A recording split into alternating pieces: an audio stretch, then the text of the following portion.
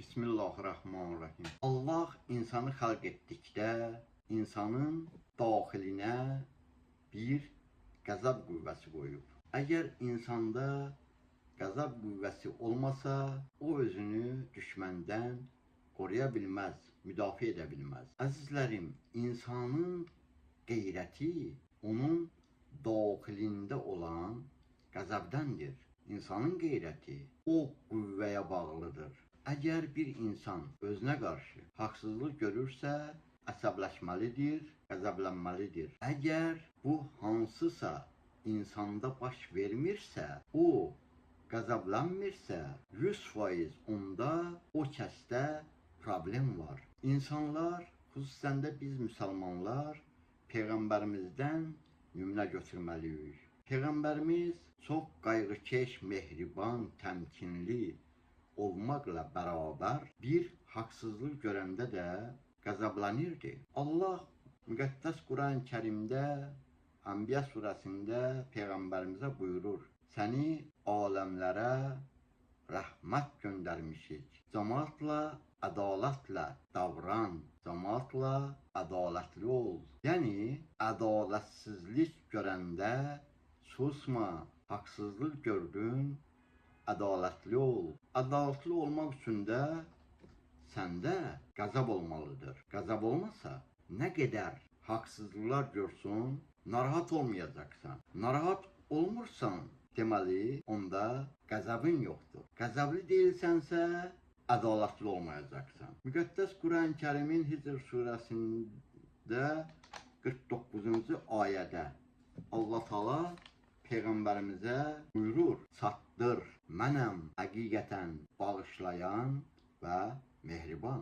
Digər ayədə Səcdə surəsinin 22-ci ayəsində Allah buyurur: Biz mütləq günahkarlardan, cinayətkarlardan intiqam alanıq. Bu ayələrdən bizlərə aydın olur ki, mehribançılığın öz yeri var. Cinayətkarların, günahkarların cəzalandırılmasının öz yeri vardır. Peyğəmbərimiz öz şəxsi məsələlərində də qəzəblənərdi.